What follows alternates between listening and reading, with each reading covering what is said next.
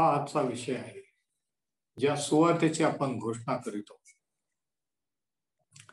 आता मला तुम्हाला आठवण करू द्या की विश्वास तसा पाहिला तर घातक आहे. काही वेळेस विश्वास आपला घात किंवा नाश करू शकतो. मी तुम्हाला एक घटना सांगितली होती की थायलोनॉल नावाचं एक औषध, काही जणांनी ते औषध म्हणून घेतलं, परंतु त्याच्या बाजूला एका व्यक्तीने सायनाईड ठेवलेलं होतं आणि त्याच्या पॅकिंग मध्ये ते गेलं आणि त्यांना वाटलं की ते औषध, त्या गोळ्या आहेत आणि ते घेतल्यामुळे 7 जण मरण पावले. आता त्यांनी त्या गोळ्या औषध म्हणून घेतलं, पण त्यांना माहित नव्हतं की त्याच्यामध्ये पॉइझन होतं. ते विश्वासाने घेतलं. आता याच्यावरून आपण काय शिकू शकतो? 2 गोष्टी या घटनेवर आपण शिकू शकतो की विश्वासात, खुद्द विश्वासामध्ये कोणतंही सामर्थ्य नाही कार्य करण्याचं. विश्वास एखादी विषारी गोष्ट किंवा वस्तू घेऊन ती चांगली करू शकत नाही. दुसरी गोष्ट, काही वेळेस खोटा विश्वास हा खरा विश्वासासारखा दिसत असतो आणि म्हणून विश्वास आपला कोणावर आहे किंवा कशावर आहे हा महत्वाचा प्रश्न आहे. आणि खोट्या शिक्षकाबद्दल आणि खोट्या शिक्षणाबद्दल ज्यावेळेस प्रभू येशूने सांगितलं, शिकवलं, त्यावेळेस त्याने असं म्हटलं, मत्तई शुभवर्तमान याचा 7वा अध्याय आणि 21व्या वचनापासून आपण जरा पाहू. मत्तई 7 आणि वचन 21. मला प्रभूजी प्रभूजी असे म्हणणाऱ्या प्रत्येकाचा प्रवेश स्वर्गाच्या राज्यात होईल असे नाही, तर जो माझ्या स्वर्गीय पित्याच्या इच्छेप्रमाणे वर्ततो त्याचा होईल. आणि आता ऐका, त्या दिवशी मला बहुत जण म्हणतील, प्रभूजी प्रभूजी, आम्ही तुमच्या नावाने संदेश दिला, तुमच्या नावाने भूते घालविली व तुमच्या नावाने बहुत अद्भुत कृत्ये केली नाहीत काय?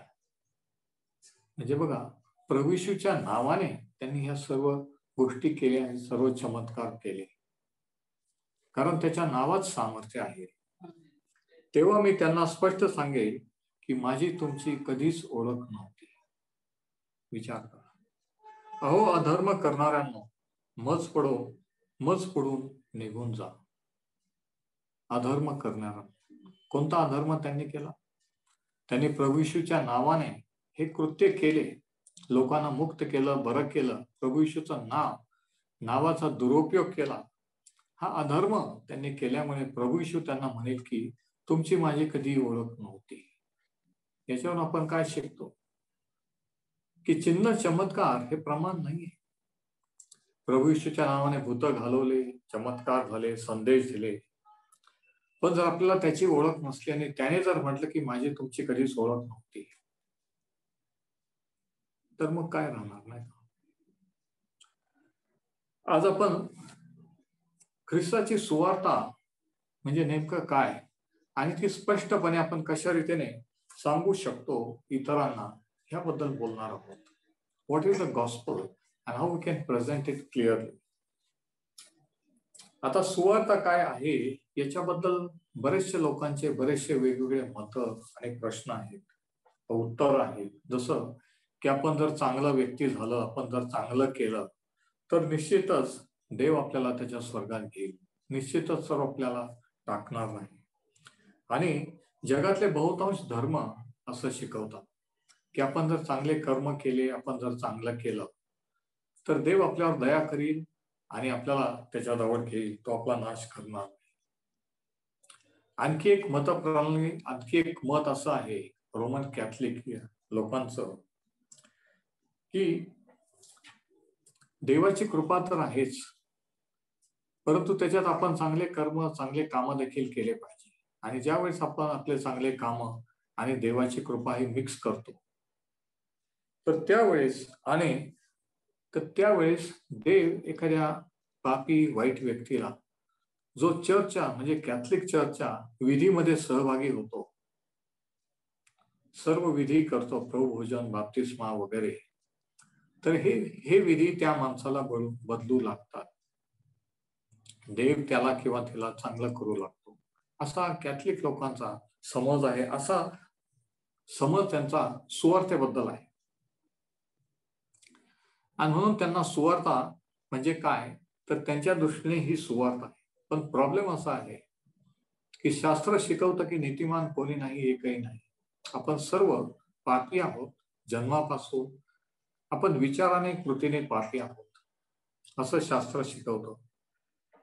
की आपण एकेकाळी देवाच्या प्रतिमेत होतो, परंतु आपल्या पूर्वज आदाम आणि हव्वा यांनी पाप केल्यामुळे, फळ खाल्ल्यामुळे पापी स्वभाव आपल्यामध्ये आला आणि आपण पापी झालो. आणि म्हणून आता कोणताही गुण देवाचा आपल्यामध्ये राहिलेला नाही. आपण सर्वजण पापी आहोत, सर्वजण बहकलेलो आहोत असं शास्त्र शिकवतं. आणि हे पाप चांगले कर्म करून किंवा चांगलं वागून किंवा चर्चचे विधी नियम पाळून या पापाची क्षमा होत नसते. चांगले कर्म करून किंवा चांगलं वागून किंवा काही नियमशास्त्र किंवा नियम पाळून आपण आपल्या स्वतःचं तारण करू शकत नाही असं पवित्र शास्त्र शिकवतं. कारण जे पाप आपण केलेले आहे त्याच्याबद्दलचा दोषारोप किंवा अपराधीपणा, गिल्ट ही आपल्या मनामध्ये कायमची सतत राहत असते. आणि हा दोष किंवा ही गिल्ट ही जोपर्यंत त्या पापाची क्षमा होत नाही तोपर्यंत ही भावना आपल्या मनातून जाऊ शकत नाही. आणि म्हणून असे काही चुकीचे व्ह्यू किंवा चुकीचे मत तारणाबद्दलचे आहेत की तारण हे चांगल्या कर्माने आहे किंवा देवाची कृपा प्लस चांगले कर्म या दोन्ही गोष्टींनी आहे किंवा प्रभू येशू ख्रिस्तावर विश्वास ठेवल्याने, भरोसा ठेवल्याने आहे. परंतु ह्या तिन्ही गोष्टी चुकीच्या आहेत. कारण हे तिन्ही मत की फक्त ख्रिस्तावर विश्वास ठेवणं की आपण पापी आहोत आणि आपल्याला देवाच्या शिक्षेची आणि पापाच्या क्षमेची गरज आहे ह्या बाजूकडे दुर्लक्ष करतो. माणूस किती चांगला आहे, आपण किती चांगला आहोत आणि किती चांगलं होऊ शकतो याच्यावर भर देतात. पण आपली खरी कंडिशन देवापुढे कशी आहे, आपण खरं आत्मिकरित्या कसं आहोत हे दाखवत नाही. आणि म्हणून देव किती परम पवित्र आहे, त्याचं काय स्टँडर्ड आहे पवित्रतेचं, हे आपल्याला जोपर्यंत समजत नाही तोपर्यंत आपण आपल्या स्वतःला चांगलं समजू लागतो आणि चांगलं करू लागतो. परंतु हे सर्व विचार किंवा हा विश्वास आपल्याला देवाच्या स्वर्गात नेत नसतो. आता पवित्र शास्त्र तारणाविषयी काय शिकवतं? इफिसकरास पत्राचा 2रा अध्याय, तुमच्याजवळ जर शास्त्र किंवा नवा करार असेल तर इफिसकरास पत्र याचा 2रा अध्याय जरा काढा. आणि या ठिकाणी इफिसकरांना लिहिताना पाऊल तारण कसं होतं, इफिसकरांचं तारण कसं झालं, पूर्वी ते कोण होते, कसे होते आणि आता ख्रिस्तावर विश्वास ठेवल्यामुळे काय झालेलं आहे हे तो सांगतो. तुम्ही आपले अपराध व आपली पातके यामुळे मृत झाला असता तुम्हासही त्याने म्हणजे देवाने जिवंत केले. म्हणजे बघा, आपण केवळ वाईट होतो किंवा आपल्याला फक्त सुधारण्याची गरज होती असं नाही, तर शास्त्र सांगतं की आपण मृत असे हो, म्हणजे आत्मिकरित्या आपण मृत अवस्थेत होतो आणि देवाने आपल्याला जिवंत केले. नंतर तो म्हणतो 2ऱ्या वचनात की तुम्ही त्यात पूर्वी चालत असा, हे तुमचे कृत्य जगाच्या राहटीप्रमाणे अंतरिक्षाचा राज्याधिपती म्हणजे आज्ञाभंजक लोकात आता कार्य करणाऱ्या आत्म्याचा अधिपती याच्या वहिवाटीप्रमाणे असेल. आणि तो म्हणजे सैतान, कारण या जगाचा देव सैतान आहे असं शास्त्र शिकवतं.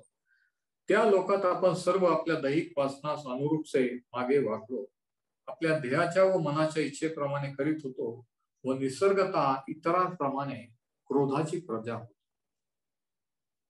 म्हणजे बघा, आपण आत्मिकरित्या मृत असे होतो, आपण जगाच्या वहिवाटीप्रमाणे म्हणजे सैतानाच्या अंडर होतो, अधीन होतो. आणि तिसरी गोष्ट ही की देवाच्या क्रोधाची प्रजा आपण होतो, देवाचा क्रोध आपल्यावर. पण एक दिवशी देव आपल्या जीवनात आला, त्याची सुवार्ता आपण ऐकली, तिच्यावर विश्वास ठेवला आणि काय झालं की त्याने आपल्याला जिवंत केलं. हेच पहिल्या वचनात त्याने सांगितलं की तुम्ही आपले अपराध व आपली पातकी यामुळे मृत झालेला असता तुम्हासही त्याने जिवंत केले. म्हणजे काय होतं, सुवार्ता ऐकल्यावर प्रभू येशूने काय केलं त्याच्यावर विश्वास ठेवल्यावर काय होतं माहिती, आपण फक्त सुधरू लागतो असं नाही, आपल्यामध्ये हळूहळू बदल होऊ लागतो असं नाही, तर आपण जे मृत असतो ते आपण आत्मिकरित्या जिवंत होतो. आपण जे मेलेले असे होतो तो आपल्याला जिवंत करतो. आणि हे तर तारणाचा सर्वात महत्वाचा भाग आहे की माणूस पापी तर आहे, पण माणूस आत्मिकरित्या मृत अवस्थेत. म्हणून कर्म, धर्म आणि नियम किंवा नियमशास्त्र किंवा धार्मिक विधी माणसाला जिवंत करू शकत नाही. माणूस आत्मिकरित्या मृत अवस्थेत आहे, त्याला जिवंत होण्याची आवश्यकता आहे, त्याला जीवनाची आवश्यकता आहे, त्याला धर्माची किंवा कोणत्या नियमाची नाही. आणि देव त्याच्या आत्म्याने आणि त्याच्या वचनाने ज्यावेळेस आपण सुवार्तेवर विश्वास ठेवतो, प्रभूवर विश्वास ठेवतो, तो आपल्याला जिवंत करतो. ही पहिली गोष्ट. असं पवित्र शास्त्र शिकवतं की आपल्याला धर्माची गरज नाही तर आपल्या जीवनाची गरज आहे, कारण आपण आत्मिकरित्या मृत असेल. आणि मग हे सर्व देव का करतो, देवाने हे का केलं? चौथं वचन बघा, तरी देव दयाघन आहे. देव दयाघन आहे. आपण देवाच्या प्रीतीच्या किंवा क्षमेच्या लायक आहोत म्हणून नाही, आपण कोण आहोत म्हणून नाही, तर तो कोण आहे. देव दयाघन आहे म्हणून आपण आपल्या अपराधामुळे मृत झालो असताही त्याने आपल्यावरील स्वतःच्या परम प्रेमामुळे अंडरलाईन तो दयाघन आहे म्हणून त्याने हे केलं. आणि दुसरी गोष्ट, त्याचं आपल्यावर प्रेम होतं आहे म्हणून त्याने आपलं तारण केलं. त्याच्या स्वतःच्या परम प्रेमामुळे ख्रिस्ताबरोबर आपल्याला जिवंत केले. देवाने आपल्याला जिवंत का केले? तुमच्या आणि माझ्या जीवनाचं तारण का केलं? तो दयाघन आहे म्हणून, दया करणार आहे म्हणून, आणि त्याचं तुमच्यावर माझ्यावर प्रेम आहे. आपण त्याच्या प्रेमाच्या लायक होतो, आपण चांगले होतो, चांगल्या घराण्यातले होते, चांगले वागत होते म्हणून नाही, आपल्या कोणत्याही गुणामुळे नाही, तर हे सर्व त्याच्यामुळे. लक्षात घ्या, आपण काही करू शकत नव्हतो, हे त्याच्या दयेमुळे आणि त्याच्या प्रेमामुळे. आता देवाचं प्रेम आणि मानवी प्रेम याच्यामध्ये फरक आहे.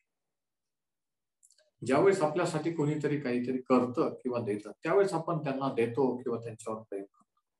पण शास्त्र सांगतं की प्रीती म्हणावी तर हीच, आपण देवावर प्रीती केली असं नाही, तर त्याने अगोदर आपल्यावर प्रीती केली. शास्त्र सांगतं की आपण पापी असतात ख्रिस्त आपणासाठी मरण पावला.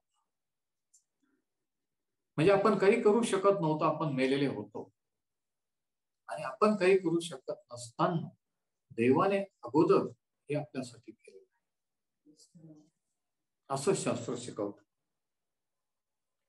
आणि हे देवाचं प्रेम होतं म्हणून त्याने हे केलं. देव प्रेम स्वरूप आहे किंवा म्हणजे देव प्रीती आहे, पण देव यथायोग्य न्याय करणारा पण आहे, न्यायी पण आहे. म्हणून प्रेमानेच हे पुरेसं नव्हतं आपलं तारण, तर देवाच्या न्यायाची बाजू सुद्धा जमेस धरणं, ती बाजू सुद्धा पूर्ण होणं गरजेचं होतं. कारण देव परम पवित्र आहे आणि आपण पापी आहोत, मृत अवस्थेत आहोत. म्हणून पापाची शिक्षा जर झाली तर देव न्यायी ठरला असतो. आणि म्हणून देवाने प्रीती पण केली आणि देवाने आपल्या पापाचा न्याय पण केला, त्या पापाची शिक्षा पण दिली आणि तो नीतिमान ठरला. पण ती शिक्षा कोणाला दिली माहिती? तुम्हाला मला नाही, त्याचा पुत्र प्रभू येशू ख्रिस्त जो आपला तारणार त्याने. आणि म्हणून जो कोणी त्याच्यावर विश्वास ठेवतो देव त्याला नीतिमान ठरवतो. ही सुवार्ता आहे. आपण देवासाठी काय करतो हे नाही, धर्म कर्म किती करतो काय करतो हे नाही. सुवार्ता ही आहे की देवाने आपल्यासाठी काय केलेलं आहे, का केलेलं आहे, याच्यावर विश्वास ठेवा.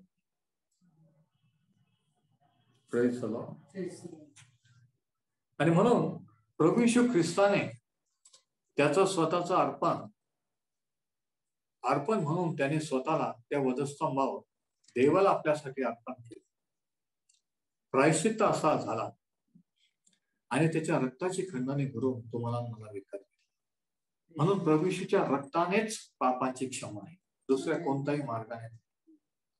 माणसाच्या पापाची क्षमा धर्माकर्माने होऊ शकत नाही, नियमशास्त्र 10 आज्ञा वगैरे पाळून होऊ शकत नाही. ती केवळ आणि केवळ प्रभू येशूच्या रक्ताने होत असते. आणि म्हणून वधस्तंभ आपल्याला देवाचा प्रेमही दाखवतो आणि देवाचं सामर्थ्य देखील दाखवतो. त्या प्रभू येशूच्या वधस्तंभावर आपल्याला देवाचं प्रेम दिसून येते की आपल्यावर त्याने किती प्रेम केलं. त्या प्रेमाचं प्रतीक आहे आणि देवाच्या सामर्थ्याचं प्रतीक आहे की प्रभू येशू ख्रिस्त जो मरण पावला तो तिसऱ्या दिवशी पुन्हा उठला. देवाने त्याला तिसऱ्या दिवशी पुन्हा उठवलं. देवाचं सामर्थ्य त्या वधस्तंभावर प्रगट झालं. आणि ज्यावेळेस आपण त्या प्रभू येशू ख्रिस्तावर, पुनरुत्थित प्रभू येशूवर विश्वास ठेवतो आपला तारणारा म्हणून, त्यावेळेस देव आपल्याला आतून आत्मिकरित्या जिवंत करतो. तो जसं काय सिमेंटेड कब्रस्थानात येतो जिथं आपण मेलेले होतो आणि तो म्हणतो की लाजर जसं तो म्हटलं की बाहेर येईल, तसं तो आपल्याला म्हणतो बाहेर येईल आणि आपण जिवंत होतो. आता प्रभू येशूच्या सेवा कार्यामध्ये 3 वेळेस त्याने 3 घटना आहेत की त्याने मृतांना जिवंत केलं. आणि प्रत्येक वेळेस ज्यावेळेस त्याने जिवंत केलं त्या वेळेस त्याने त्यांना त्याच्या शब्दाने जिवंत केलं. तो शब्द बोलला, लाजारा बाहेर ये. त्या मुलीला तो शब्द बोलला. त्या तरुणाला जीवन केलं त्यावेळेस तो शब्द बोलला. त्याने शब्दाने जीवन दिलं, जिवंत केलं. आणि आजही तो शब्दाने जिवंत करतो. आणि तो शब्द म्हणजे त्याचं वचन आहे.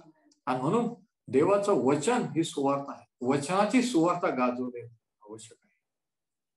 कारण देवाचं वचन देवाचा शब्द आहे आणि हा शब्द माणसाला जो आत्मिकरित्या मृत आहे जिवंत करतो. म्हणून सुवार्ता ही वचनाची आहे, साक्षीची नाही. साक्षीने कोणाचं तारण होत नाही. देवाचं वचन गाजवले गेलं. गाजवलेल्या मूर्खपणाच्या द्वारे जगाचं तारण करणं देवाला योग्य वाटतं. ज्यांचा नाश होत आहे त्यांच्यासाठी वधस्तंभाविषयीचे शिक्षण सुवार्ता मूर्खपणा आहे. पण ज्यांचं तारण झालेलं आहे त्या तुमच्या माझ्यासाठी त्याच्यात देवाचं सामर्थ्य. कोणतं सामर्थ्य? जेव्हा कोणी विश्वास ठेवतो तो आत्मिकरित्या जीवन करतो. तो मेलेला त्याचं पुनरुत्थान होतं. ते जिवंत करण्याचं सामर्थ्य, आत्म्याला जिवंत करण्याचं सामर्थ्य सुवार्तेत आहे. म्हणून दुसऱ्याकडे 5:17 मध्ये असं म्हटलेलं आहे की जो कोणी ख्रिस्ताच्या ठायी आहे तो नवी उत्पत्ती आहे. म्हणजे ज्यावेळेस आपण ख्रिस्तावर विश्वास ठेवतो त्यावेळेस आपण जिवंत होतो, आपला नवा जन्म होतो, आपण नवी उत्पत्ती होतो. नव्याने जन्माल्याशिवाय कोणालाही देवाचं राज्य पाहता येत. तो नवा जन्म होतो. देव त्याच्या वचनाने त्याच्या आत्म्याने आपल्याला जन्म देतो आणि मग तो आपल्याला जिवंत करतो. आणि हे कसं होतं तर त्याच्या वचनाने. म्हणून वचनाचं महत्व किती आहे लक्षात घ्या. तर पहिली गोष्ट, देवाने आपल्याला आध्यात्मिकरित्या जिवंत केलेला आहे. प्रभू येशू फक्त वाईट किंवा पापी लोकांना सुधारायला नाही आला, तर मृत अवस्थेत असलेल्या लोकांना जीवन द्यायला लागले. आणि आपण प्रत्येक जण आत्मिकरित्या मृत अवस्थेत आहोत. म्हणून प्रभू येशूने म्हटलं की मार्ग, सत्य व जीवन मी आहे. म्हणून शास्त्र सांगतं की त्याच्या ठायी जीवन होते आणि ते जीवन मनुष्याचा प्रकाश आहे. आपल्याला जीवनाची गरज आहे, धर्माची नाही, नियमांची नाही, नियमशास्त्राची नाही, जीवनाची. आणि ते जीवन त्या पुत्राच्या ठाई, प्रभू येशूच्या ठाई. ज्याला पुत्र आहे त्याला जीवन आहे, ज्याला पुत्र नाही त्याला जीवन नाही. आणि म्हणून माणूस जेव्हा प्रभू येशूला स्वीकारतो, त्याच्यावर विश्वास ठेवतो, देवाचं जीवन, प्रभू येशू त्याचं जीवन आपल्याला देतो आणि आपण आत्मिकरित्या जिवंत होतो. अचानक आपल्याला देवाची जाणीव व्हायला, अचानक आपल्याला शास्त्र वाचावंसं, प्रार्थना करावंसं वाटायला, या अगोदर कधी वाटले नसते. अचानक आपल्याला चर्चला जावंसं, देवाची भक्ती करावीशी, गीत गावंसं वाटायला. का? कारण आतून आपण जिवंत झालेलो असतो. म्हणून शास्त्र सांगतं की मृत तुझी स्तुती करेल काय. जे आध्यात्मिकरित्या आत्मिकरित्या मृत अवस्थेत आहेत, जरी ते धर्म कर्म करीत असले तरी ते त्याची भक्ती स्तुती करू शकत नाही. कारण देव आत्मा आहे, त्याची भक्ती आत्म्याने व खरेपणाने केली पाहिजे. पण त्याच्यासाठी आत्म्याने आत्मिकरित्या आपण जिवंत झालं पाहिजे. ज्यावेळेस तो आपल्याला जिवंत करतो तेव्हा आपण त्याची भक्ती करतो. तर पहिली गोष्ट, तो आपल्याला आत्मिकरित्या जिवंत करतो. पण एवढंच नाही, आणखी काय करतो बघा. 6वं वचन, इफिस 2 आणि वचन 6. ख्रिस्त येशूमध्ये त्याच्यासह उठविले आणि त्याच्यासह स्वर्गलोकी बसविले.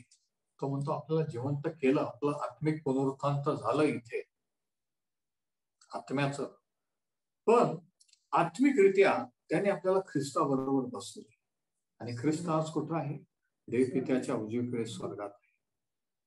म्हणजे आज आपलं स्थान आत्मिकरित्या आपण स्वर्गीय स्थानात ख्रिस्ताच्या उजव्या हाताला. शरीराने तुम्ही आणि मी पृथ्वीवर आहोत, भारत देशात आहोत, परंतु आत्म्याने तुम्ही आणि मी कुठे आहोत? स्वर्गात, प्रभू येशूच्या बाजूला. सर्व सत्ता अधिकारी दुरात्मे सर्वांच्या उंच जे स्थान प्रभू येशूला आहे त्याच्या बाजूला, त्याच्या लेवलला आपण आहोत. म्हणजे बघा, देवाने आपल्याला जिवंत तर केले. पाऊल म्हणतो आत्म्याने जिवंत केले, पण आत्मिकरित्या आपल्याला स्वर्गीय स्थानात बसविलेले. आज अनेक विश्वासधारांना त्यांचं स्थान माहित नाही. ते आत्मिकरित्या खाली वर पाहत, पण ऍक्च्युली आपण त्याच्या बरोबर आहोत, स्वर्गीय स्थानात आहोत. आपण वरून खाली पाहायला पाहिजे. पृथ्वीवरील जगातील गोष्टी, आपली पोझिशन ही त्याच्या बरोबर आहे. Praise the Lord. म्हणजे आपण अगोदरच आत्म्याने स्वर्गात गेले. एक दिवशी प्रत्यक्षात जाऊ, पण आता सध्या आपण आत्म्याने स्वर्गात गेलेले आहोत. Praise the Lord. आणि स्वर्गात गेलेलो असल्यामुळे आपल्याला मरणाची भीती नाही. हा विश्वास, हे सत्य, हे प्रगतीकरण माणसाच्या मनात मृत्यूची भीती काढून टाकते. ज्याचा हा विश्वास आहे, या वचनावर सांगितल्याप्रमाणे की आत्म्याने आत्मिकरित्या त्यांनी मला जिवंत केलेला आहे, आत्मिकरित्या मी ख्रिस्ताबरोबर स्वर्गीय स्थानात स्वर्गात आहे, तो मरणाला भिणार नाही, कारण तो आत्ताच स्वर्गात आहे. आणि तिथून आपण पृथ्वीवर, जगावर आणि या जीवनात राज्य करतो. दुसरं ओंकारास की आपण ख्रिस्ताबरोबर राहून आत्म्याने आत्मिकरित्या जगिक गोष्टी, जगिक परिस्थितीवर राज्य करीत आहोत. पण हे सत्य माहीत नसल्यामुळे अनेक जण पराभूत जीवन, अनेक विश्वासणारे पराभूत ख्रिस्ती जीवन जगत आहे. तर आपण देवाच्या प्रेमाबद्दल पाहिलं की त्याने आपल्यावर प्रेम केलं, त्याचं आपल्यावर प्रेम होतं म्हणून हे सर्व केलं. दुसरी गोष्ट, त्याच्या सामर्थ्याबद्दल आपण बोललो की जसं ख्रिस्ताला त्याने मेल्यातून जिवंत केलं, तसं आपल्याला आपण विश्वास ठेवल्यावर आपल्याला आत्मिकरित्या जिवंत केलं. आता तिसरा प्रश्न असा की ह्याच्यात उद्देश काय? हे सर्व देवाने कशासाठी आपल्यासाठी केलं, का बरं केलं? आणि याचं कारण 7व्या वचनात आहे. इफिसकरास पत्राचा 2रा अध्याय आणि 7वं वचन बघा, इफिशियन्स 2:7. यासाठी की ख्रिस्त येशूमध्ये त्याची आपल्यावर जी ममता, तिच्याद्वारे आणि आता एका येणाऱ्या युगात, युगात नाही युगांत, अनेक वचन, येणाऱ्या युगात त्याने आपल्या कृपेची अपार संपत्ती दाखवावी. जरा विचार करा, पुन्हा एकदा जरा त्या वचनाकडे बघा. त्या वचनात दिलं की अनेक युग, फक्त येणारे युग, अनेक येणाऱ्या जे युग आहे त्या युगांमध्ये देव काय करू शकतो, पतन पावलेल्या पापी लोकांसाठी आणि कसं त्यांना परत त्यांचं स्थान देऊ शकतो आणि त्यांच्याद्वारे स्वतःचा गौरव कसा करू शकतो हे प्रगट करावं म्हणून देवाने केलं. म्हणजे बघा, इथं सुरुवात आहे या आयुष्यामध्ये, पण पूर्ण तारण केव्हा होणार आहे? येणाऱ्या युगामध्ये तुमच्या आणि माझ्याद्वारे जेव्हा देव त्याचं सामर्थ्य, त्याचे अद्भुत ज्ञान आणि बुद्धी हे प्रगट करणार आहे आणि त्याच्याद्वारे त्याचा गौरव करून घेणार आहे. म्हणजे आपल्याला त्याच्या गौरवासाठी त्याचा गौरव आपल्याद्वारे व्हावं म्हणून आपलं तारण किती विशेष आहे. हे सर्व त्याच्या कृपेने, त्याच्या प्रेमाने आणि त्याच्या सामर्थ्याने केलं, यासाठी की येणाऱ्या अनंत काळामध्ये देवाने त्याचं अद्भुत सामर्थ्य आणि गौरव आपल्याद्वारे प्रगट करावं. देवाचा गौरव, देवाचं सामर्थ्य तुमच्या आणि माझ्याद्वारे येणाऱ्या युगात जगाला प्रगट व्हावं.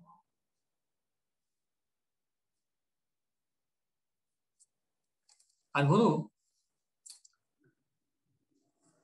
ज्या वेळेस आपल्याला कळतं की एखादी व्यक्ती कशा प्रकारचे, किती भयंकर पापात, कशा प्रकारचं जीवन जगत होते आणि त्यांचं तारण आणि झालेला बदल पाहून प्रश्न, सर्व अनंत काळामध्ये प्रश्न असा विचारला जाईल की असे जे भ्रष्ट पापी लोक होते, हे इतके पवित्र, इतके सामर्थ्यशाली, इतके गौरवी जर झाले, तर यांचा तारणारा कोण होता?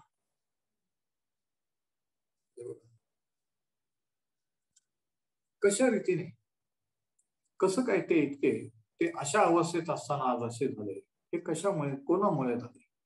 आणि म्हणून इनडायरेक्टली क्रेडिट किंवा श्रेय हे देवाला जाईल. आणि म्हणून तुमच्या तारणामध्ये तुमचं कोणतंही क्रेडिट नाही, माझं कोणतंही क्रेडिट नाही.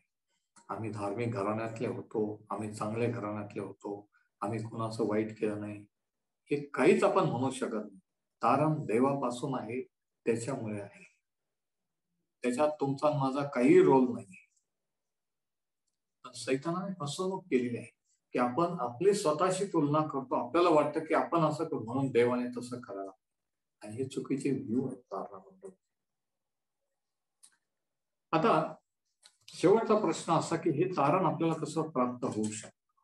How is this salvation received? 8व्या वचनापासून आपण वाचूया. इफिस 2 आणि वचन 8. तुमचे तारण कृपेनेच विश्वासाच्या द्वारे झाले आहे. तारण कसं होतं? कृपेनेच. कृपेनेच अंडरलाईन करा. तारण कसं होतं? कृपेनेच. म्हणा, कृपेनेच. कृपा प्लस धर्म, कृपा प्लस 10 आज्ञा पाळणं, कृपा प्लस चांगलं वागणं नाहीये, फक्त कृपेनेच. तुमचे तारण कृपेनेच विश्वासाच्या द्वारे झालेलं आहे. कृपाचं सर्व जगावर केली हो, पण ज्यांनी स्वीकारली कृपा, ज्यांनी त्या कृपेवर विश्वास ठेवला, त्यांना ते मिळालं. कृपा सर्वांना अवेलेबल आहे, तुम्हाला पण, जे तुम्ही आज स्वीकारेल. पण जेव्हा तुम्ही स्वीकाराल तेव्हा त्या तारणाचं तुम्हाला अनुभव येईल. म्हणून तारण कृपेने विश्वासाच्या द्वारे झाले.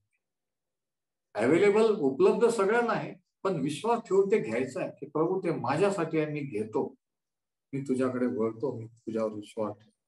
आणि हे तुमच्या हातून झाले नाही, तर हे देवाचे दान किंवा देणगी आहे. दान, देवाचे दान, हे 2 शब्द अंडरलाईन करा. कारण काय आहे? देवाची मोफत देणगी आहे. तरी लोक विचारतात की देवाकडे जाण्यासाठी काय केलं पाहिजे, किती उपास केले पाहिजे, किती दान धर्म केले पाहिजे, किती चांगले कर्म केले, काय करावे.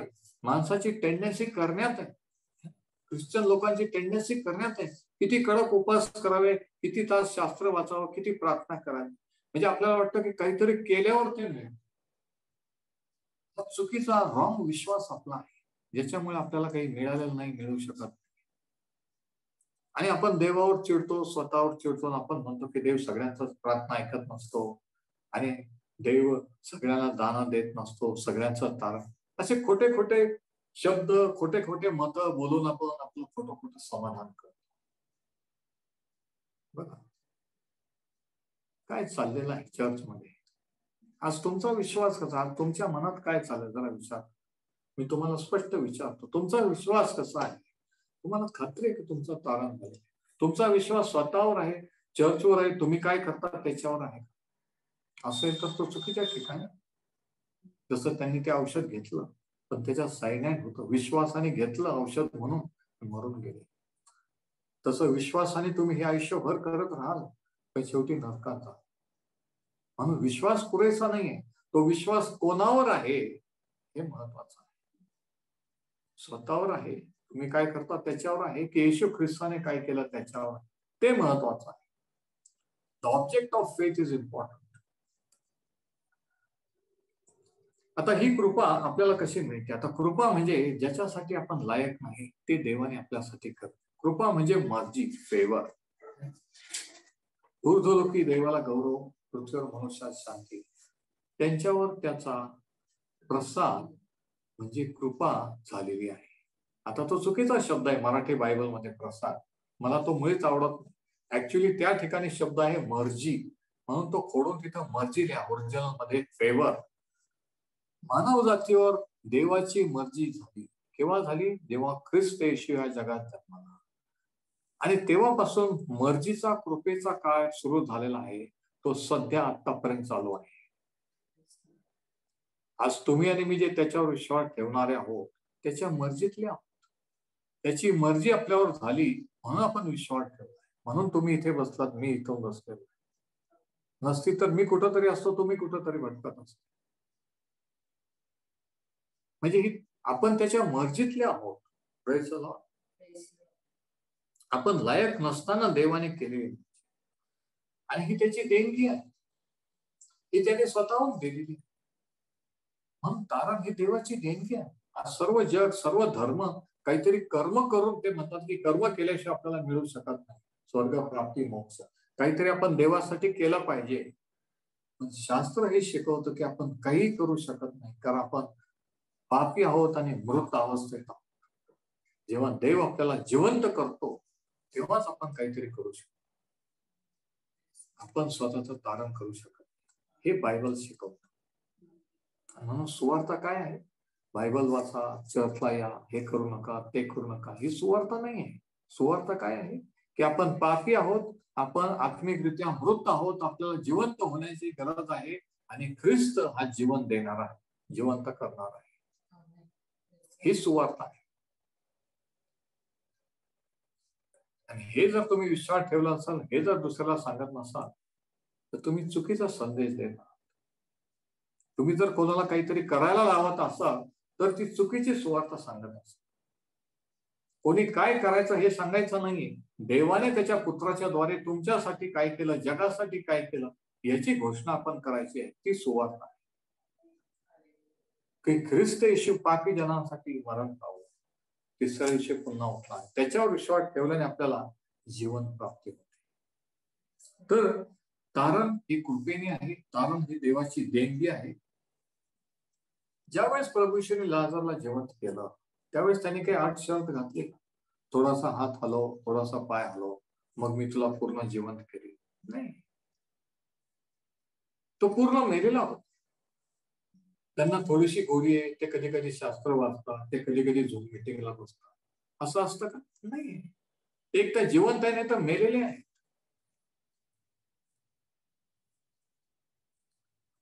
प्रभू येशूने लाजरला काही करायला सांगितलं नाही.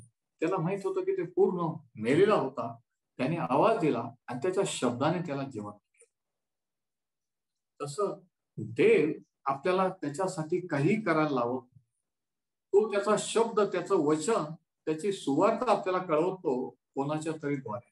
आणि जेव्हा आपण विश्वास ठेवतो, स्वीकारतो, तेव्हा तो आपल्याला जिवंत करतो. आणि तेव्हा आपण जिवंत होतो.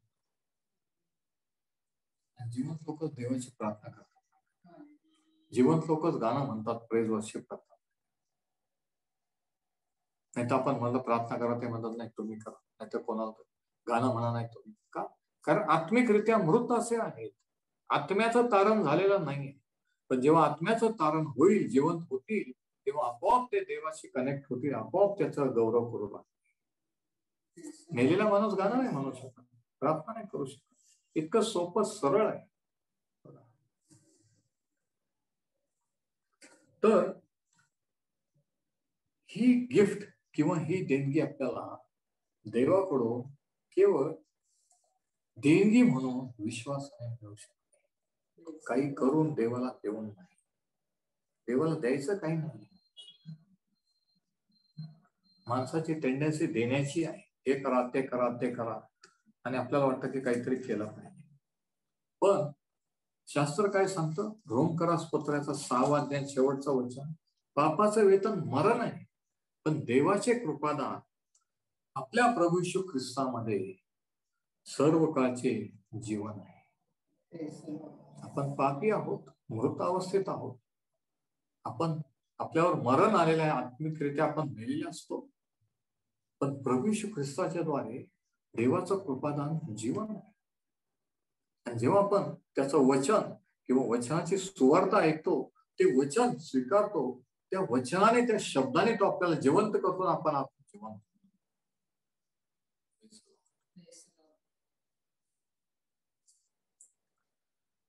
आणि 8व्या वचनात असं म्हटलेलं आहे 21:2-8 मध्ये की तुमचे तारण कृपेनेच विश्वासाच्या द्वारे झाले आहे. तुमच्या हातून झाले नाही तर हे देवाचे दान आहे. याच्यात कोणतंही आपलं श्रेय नाही. हे आपल्या चांगल्या कर्माने, चांगल्या वागणुकीने झालेलं आहे. म्हणजे बघा, तारण हे कृपा प्लस कर्म यांनी होत नाही. देवाची कृपा, ख्रिस्तावर विश्वास प्लस काहीतरी, प्लस चर्च ऍक्टिव्हिटीज किंवा चर्च विधी असं नाही. लक्षात घ्या की केवळ आणि केवळ हे विश्वासाने आहे. आपण त्याच्यामध्ये, त्या देवाच्या कृपेमध्ये आपण आपले कर्म मिक्स करू नये, मिक्स करू शकत नाही. की ठीक आहे, देवाने ते केलं, पण आपण हे पण केलं पाहिजे. जसं चर्च शिकवत आलेला आहे की देवाने आपल्यासाठी केलं म्हणून आपण ते केलं पाहिजे. ह्या दोन्ही गोष्टी नाही होत. कारण ह्या दोन गोष्टी नाही कंबाईन. कारण केवळ त्याच्या कृपेने आहे, त्याच्या कृपेवर विश्वास आहे. ज्या मिनिटाला आपण कर्म मिक्स करतो, आपण म्हणतो की असं केलं तर देव ते करेल, तिथं आपण चुकतो. तिथं आपण देवाची कृपा व्यर्थ ठरवतो. बघा, कारण रोमकरास पत्र 3:23 मध्ये सांगितलं की सर्वांनी पाप केलेला देवाच्या गौरवार्थ. नीतिमान कोणी नाही, एकही नाही. देवाचा शोध करणारा कोणी नाही. प्रभू येशू चांगल्या लोकांसाठी नाही जगात, पापी लोकांना तारावे लागले, मारावे लागले. लक्षात घ्या, येशू ख्रिस्ताची सुवार्ता चांगल्या लोकांसाठी नाही, वाईट लोकांसाठी, की ज्यांना काहीच आशा नाही, ज्यांना वाटतं की देव आम्हाला आज घेईल का, मला नाही वाटत देव माझी क्षमा करेल, अशा लोकांसाठी आहे. पापी लोकांसाठी, गॉन केसेस साठी, की ज्यांना कोणतीही आशा नाही, जे स्वतःसाठी काही करू शकत नाही, यांची खात्री झाली की मी काही केलं तरी स्वर्गात जाणारच नाही, त्यांच्यासाठी ही आनंदाची बातमी आहे की ख्रिस्त येशूने तुमच्या सर्व पापांची क्षमा करून ठेवलेली आहे. त्याच्या रक्ताने तुम्हाला विकत घेतलेला आहे. हे जरी तुम्हाला खरं वाटत नसलं तरी ते खरं आहे आणि ही सुवार्ता आहे. मग त्याच्यावर विश्वास ठेवायचा का नाही हा तुमचा प्रश्न. ते खरं मानायचं की नाही हा तुमचा प्रश्न. पण हे त्याने त्याच्या साईडने, देवाने त्याच्या बाजूने केलं, ही सुवार्ता. म्हणून सुवार्ता सांगताना काय सांगायचं? त्यांनी काय केलं पाहिजे हे नाही सांगायचं, त्यांनी काय नाही केलं पाहिजे हे पण नाही सांगायचं. ख्रिस्त येशूने काय केलेलं आहे हे सांगायचं. त्यांना सुवार्तेची का गरज आहे हे सांगायचं. तर सर्वजण पापी आहेत, आत्मिकरित्या मृत आहेत, आपल्याला जिवंत होण्याची गरज आहे आणि येशू जीवन देणार हे सांगायचं. आज किती वेगळी सुवार्ता सांगितली जाते. गॉस्पल मीटिंग, फुल गॉस्पल चर्चेस मध्ये. फुल तर नाही, पण मी म्हणतो हाफ गॉस्पल सुद्धा नीट सांगितलं जात आणि म्हणून हा गोंधळ. एक सर्वसाधारण प्रश्न एक जस्ट तुम्हाला मी सांगतो की बोलता बोलता कोणत्याही ख्रिस्ती व्यक्तीला किंवा एखाद्याला विचारा की सुवार्ता म्हणजे काय. जस्ट विचारून पहा. मी ते केलं. तुम्हाला वेगवेगळे उत्तर प्रत्येकाचे मिळते, प्रत्येकाचं वेगवेगळं वर्जन मिळते. पण शास्त्र सांगतं की एक देव, एक विश्वास आणि एक सुवार्थ आहे. मग हे वेगवेगळे विचार, वेगवेगळे वर्जन कशावरून, कशासाठी पाहिजे? म्हणजे बघा, सैतानाने बाहेर तर गोंधळ केला, पण चर्च मध्ये सुद्धा गोंधळ केले. तुमच्या माझ्या डोक्यात पण गोंधळ केले. अनेकांना माहित नाही की नक्की त्यांचा विश्वास काय. ते म्हणतात त्यांनी असं युट्यूबवर सांगितलं, ते तसं म्हणतात, ते पळत तसं. अरे पण तुम्ही काय म्हणता? तुमचा विश्वास काय? तुम्ही काय मानता? तुमचं म्हणणं नेमकं काय आहे?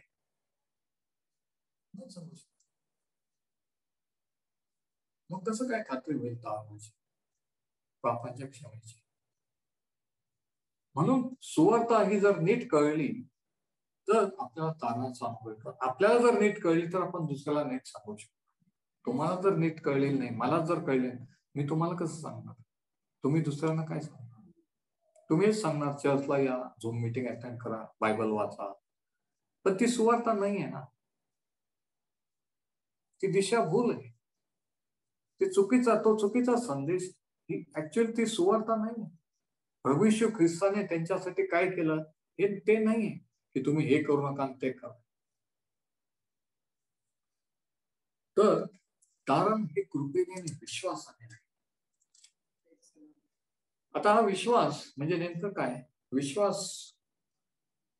विश्वासामध्ये ज्ञान असावं, जे नॉलेज किंवा माहिती. अंधविश्वास नाही. बऱ्याच लोकांचा अंधविश्वास आहे. आमचं चर्च, आमचे पालक साहेब जे सांगतील ते पूर्वदेश. अंधविश्वास, ब्लाइंड फेथ, की त्याच्यावर आपण विचार करायचाच नाही, ते खरं आहे का खोटं आहे का शास्त्राप्रमाणे आहे का. ब्लाइंड फेथ, अंधविश्वास. पण विश्वासात नॉलेज असतं. Faith is based on knowledge, requires knowledge. विश्वास म्हणजे माहीत होणं काहीतरी. प्रभूशीवर विश्वास ठेवणं म्हणजे काय? की प्रभूशीने काय केलंय माझ्यासाठी ते माहीत होणं. ते का केलं हे माहीत. म्हणजे विश्वास कशाने वाढतो? माहिती होण्याने, झाल्याने वाढतो. किती जणांना अजूनही समजतंय मी काय बोलतो? विश्वास माहिती होण्याने. विश्वास आहे, विश्वासाचा मनस सुटून उपयोग नाही. Faith requires knowledge. Faith is based on knowledge. विश्वास आहे तर कोणावर आहे, कशावर आहे, काय आहे? का बरं प्रभू येशू हाच तारणारा, दुसरे का बरं तारण करू शकत नाही? का बरं दुसऱ्या धर्मात तारण? हे नॉलेज, ही माहिती, की प्रत्येक धर्म कर्म करायला शिकवतो, पण शास्त्र शिकवतो की येशू ख्रिस्त जेवण द्यायला आलाय, आपण मृत असल्यामुळे जीवनाची गरज आहे. हे नॉलेज, ही माहिती असणं, याच्यावरचा विश्वास. आता किती जणांना समजलं काय बोलू? नुसता अंधविश्वास नाही की आमचे बाप दादा पूर्वज विश्वास ठेवतात, आम्ही ख्रिश्चन म्हणून आम्ही विश्वास ठेवतो, चाललंय. तसं नाहीये, तसं नाहीये, लक्षात घ्या. एखादा विश्वास ठेवला नसतो तरी माहितीच्या वेळेस सांगितलं त्यांचा आत्मा प्रभूकडे गेला, देव त्यांच्या आत्म्याला शांती, असं खोटं समाधान केलं. सेवकांच्या द्वारे, पालक लोकांच्या, आणि ती व्यक्ती देवाकडे वळलेली नसती, त्यांनी पश्चातापही कधी केलेला नसतो, पण खोटं सांत्वन केलं जातं. आणि या भ्रमात अनेक ख्रिश्चन लोक आहेत. मी तुम्हाला सांगतो, अनेक आत्म्यांना सैतान नरकात घेऊन चाललेला आहे. कारण सैतानाने ट्रिक केली. त्याने पाहिलं की छळ करून ख्रिस्ती विश्वासांचा, शिष्यांचा वध करून सुवार्तेचं कार्य थांबत नाही. मग त्याने त्याची स्ट्रॅटेजी, रणनीती बदलली. इतिहासात त्याने सुवार्ताच भ्रष्ट करून टाकली, की खरी सुवार्ताच लोकांना कळू नये विश्वास, की त्याच्यात कर्म मिक्स केले, त्याच्यात चर्च विधी मिक्स केली, त्याच्यात स्वतःचे चांगुलपणा मिक्स केला, आणि अशी मिक्स्ड सुवार्ता, भेसळयुक्त सुवार्ता जगापुढे ठेवली. म्हणून आज लोकांचं वेगवेगळे मत आहेत की आम्ही असं मानतो, हे केलं तर देव आत घेईल, ते केलं तर आम्ही स्वर्गात जाऊ. नाही, एकच सुवार्ता, एक देव, आणि देवाच्या स्वर्गात जाण्याचा एकच मार्ग, आणि तो आहे प्रभू येशू ख्रिस्त. सगळेच रस्ते त्या ठिकाणी जात नाही. प्रभू येशू म्हणतो, मार्ग, सत्य व जीवन मीच आहे. म्हणजे दुसरं कोणते ऑप्शन नाही. मग बाकीच्या नाही का? नाही. मग चर्च नाही का? नाही. मीच आहे. माझ्याकडे आल्याशिवाय देव पित्याकडे कोणाला जाता येत. तर विश्वासामध्ये नॉलेज किंवा माहिती असावी लागते, दुसरी गोष्ट, विश्वास म्हणजे प्रभू येशूने जे केलं ते आपल्यासाठी केलं, माझ्यासाठी केलं याची खात्री व्हावी लागते. खात्री. बरेच जणांनी मेंटली किंवा इंटेलेक्च्युअली विश्वास ठेवलाय, बुद्धीने, किंवा त्यांना फॅक्ट्स माहिती आहे की हा 2000 वर्षापूर्वी येशू नावाचा व्यक्ती येऊन त्याने हे केलं. ही माहिती तर आहे, पण त्यांनी ती स्वतःला ऍक्सेप्ट केली नाही किंवा स्वीकारलेली नाही की हा ते माझ्यासाठी केलं. म्हणजे विश्वास म्हणजे काय? Faith is to be convinced, conviction, खात्री होणं, हा विश्वास आहे. आणि तारण हे कृपेने विश्वासाच्या द्वारे. पण ही कृपा स्वीकारणं अवघड आहे. तशी सोपी पण आहे, तशी अवघड पण आहे. तुम्ही म्हणाल कसं? दोन प्रकारच्या लोकांना देवाची कृपा स्वीकारणं अवघड जाते. पहिली प्रकारचे लोक म्हणजे ते कॅटेगरीचे की ज्यांनी भयंकर मोठमोठे पाप केलेले, ज्यांचं जीवन एकदम गॉन केस, एकदम भ्रष्ट आहे. त्यांना असं वाटतं की मी इतके पाप केलेले आहेत, मी इतका वाईट आहे की मला नाही वाटत देव मला कधी आवडेल. आणि म्हणून त्यांच्यासाठी हे एवढं चांगलं वर्तमान, एवढी चांगली बातमी की हे येशू ख्रिस्ताने केलं फुकट आहे, नुसता विश्वास ठेवा, हे त्यांना खरंच वाटत. ते म्हणतात असं कसं? नाही, शक्यच नाही, असं होऊ शकत नाही, मला माझ्या पापाची शिक्षा झालीच पाहिजे, मी काहीतरी केलंच पाहिजे. म्हणून पहिल्या कॅटेगरीचे लोक जे जास्त महापापी स्वतःला समजतात, त्यांना वाटतं की आमचं जीवन कधी, आमच्या पापांची कधी क्षमा होणार, त्यांना कृपा स्वीकारणं अवघड जातं. आणि दुसरे प्रकारचे लोक कोण माहिती की ज्यांना वाटतं की आम्ही दुसऱ्यासारखे मोठमोठे पाप केलेले, आम्ही धार्मिक आहोत, धार्मिक घराण्यातले आहोत, वगैरे वगैरे. त्यांना असं वाटतं की आम्ही तसं नाही, आम्ही चांगलं करत आलो, कोणाचं वाईट केलं नाही, म्हणून देव आम्हाला स्वर्गात घेणारच. महिषी ख्रिस्ताची कृपा स्वीकारण्याचं गरज काय? अशा लोकांना येशू ख्रिस्ताची गरज वाटत नाही. त्या कॅटेगरीचे होते धार्मिक शास्त्री आणि पुढारी. आणि आजही त्या कॅटेगरीचे लोक असतात जे स्वतःला धार्मिक समजतात की आम्ही ह्यांच्यासारखे नाही, त्यांच्यासारखे, आणि त्यांना कधी तारणाचा, पापाच्या क्षमेचा अनुभव येत नाही.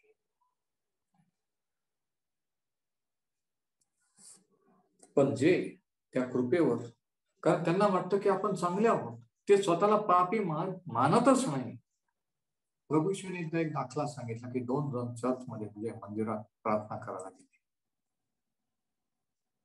आणि एक जण जो धार्मिक होता, कट्टरपंथी होता, तो एकदम जवळ वेदीच्या गेला आतमध्ये, आणि तो मोठमोठ्याने प्रार्थना करू लागला की हे प्रभू, मी ह्याच्यासारखा. आणि दुसरा जण बाहेर उभा होता, तो आत पण आला नाही, लांब उभा होता चर्चच्या बाहेर, मंदिराच्या, आणि तो ओढ बडवून म्हणत होता की मज पाप्यावर दया कर. आणि हा माणूस गर्वाने मोठमोठ्याने प्रार्थना करीत होता, अलंकारिक भाषेत. जसं आज अनेक लोकांना वाटतं, ख्रिश्चन लोकांना, की मोठमोठे शब्द आणि मोठमोठे लांबलचक प्रार्थना आणि एवढे वचन हे केलं म्हणजे खूप आपण धार्मिक, एक प्रकारचे इम्प्रेशन ते मारू इच्छितात. पण ते खोटं असतं, ते ढोंगीपणा आहे. प्रार्थना ही रिअल पाहिजे. प्रार्थना किती लांब आहे, छोटी, हा विषय नाही. प्रार्थना किती तुमच्या मनापासून आहे, हा विषय. प्रार्थना कोणाला ऐकवण्यासाठी करत आहात की देवाशी तुम्ही बोलत आहात, याचं भान ठेवलं पाहिजे. आज बरेच लोक जे प्रार्थना करतात, ते लोकांनी ऐकावं म्हणून करतात की किती चांगली प्रार्थना करू शकतो, मला किती उत्पत्तीचे प्रकटीकरण बायबल माहित आहे, वगैरे वगैरे. पण त्याला प्रभू येशूने ढोंग असं म्हटलं. तर हा माणूस प्रार्थना करून म्हणत होता की मी याच्यासारखा नाही, त्याच्यासारखा नाही, मी दर आठवड्याला दशम देतो, मी हे करतो, ते करतो. आणि तो पापी माणूस बाहेर उभा राहून जकाता म्हणत होता की हे प्रभू, मस्त पाप्यावर दया कर. आणि प्रभू ईश्वराने काय म्हटलं माहिती? तो माणूस, पापी माणूस ज्याने म्हटलं की माझ्यावर दया कर, तो नीतिमान ठरला, देवाने त्याची क्षमा केली, तो शांतीने घरी गेला. किती शॉकिंग आहे ना?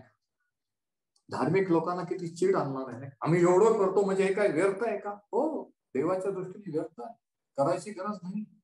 देवाने जे सांगितलं ते करायला पाहिजे, जे नाही सांगितलं ते करायची गरज नाही. हाच प्रॉब्लेम शास्त्रीय पुरुषांचा होता, हाच प्रॉब्लेम आज कट्टरपंथीय ख्रिश्चन लोकांचा. आम्ही हे करतो म्हणून देवाने ते केलंच पाहिजे. आम्ही एवढी प्रार्थना करतो, उपास करतो, मग आम्ही एवढे पैसे देतो, मग देवाने आशीर्वाद दिलाच पाहिजे. नाही. तुमचा विश्वास तुम्ही काय करता त्याच्यावर आहे. प्रभू ईश्वराने काय केलं त्याच्यावर विश्वास आहे, पण तो रॉंग ठिकाणी. तसं त्यांनी त्या गोळ्या घेतल्या औषध समजून, पण ते मेले. विश्वासाने गोळ्या घेतल्या. तसं ते विश्वासाने प्रार्थना करतात, चर्चला जातात, पण तो विश्वास रॉंग ठिकाणी आहे. स्वतःवर आहे, स्वतःच्या चांगल्या कर्मावर आहे. आपण किती चांगले आहोत दुसऱ्यांपेक्षा याच्यावर आहे. तो म्हणतो की तो माणूस, पापी माणूस नीतिमान ठरून घरी गेला.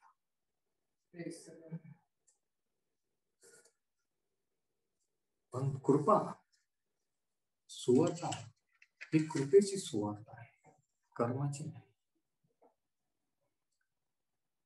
की देवापासून सर्व काही आपल्याला कृपेमुळे मिळतं. आपण तारणाच्या लायक नाही.